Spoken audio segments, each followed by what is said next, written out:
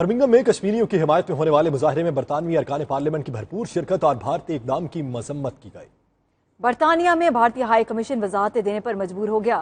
مقبوضہ کشمیر میں خراب حالات کے باوجود بھارتی ہائی کمیشن کے جھوٹے ٹویٹس کو کشمیریوں نے مسترد کر دیا۔ اسی پر دیکھیں عابد قاسمی کی یہ report.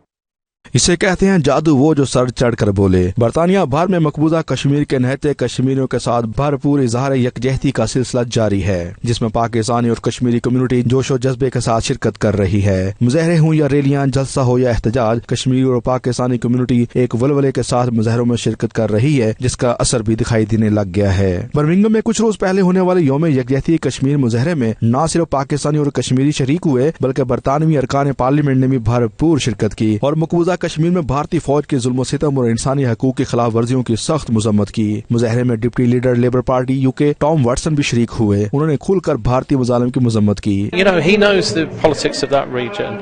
He will know the worry of the people of Britain, that they are his citizens that he is responsible for, and they're frightened, and they don't have to be.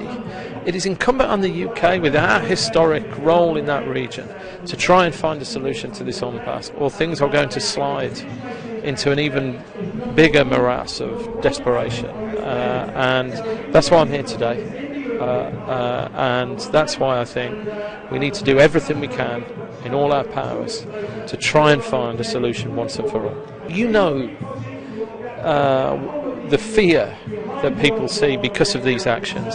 When you arrest political leaders, when you essentially put a whole community into isolation by cutting off their communications with their loved ones around the world, when they're worried about food and basic provisions, that's a form of an oppression that cannot be resolved by sheer force. Tom Watson کی مظلوم کشمیریوں سے یہ اظہار یکجہتی کام دکھا گئی اور بھارتی ہائی کمیشن کو ٹویٹر پر جھوٹ موٹ کی وضاحت کرنا پڑی۔ ان کی وضاحت کشمیر کے زمینی حقائق کے بالکل برعکس تھی۔ ہائی کمیشن کے ٹویٹ کو بھی کشمیری اور پاکستانی نژاد برطانوی شہریوں نے خوب آڑے ہاتھوں لیا اور مودی سرکار کو آئینہ دکھاتے ہوئے کشمیر میں ظلم و بربریت روکنے کا مطالبہ کیا۔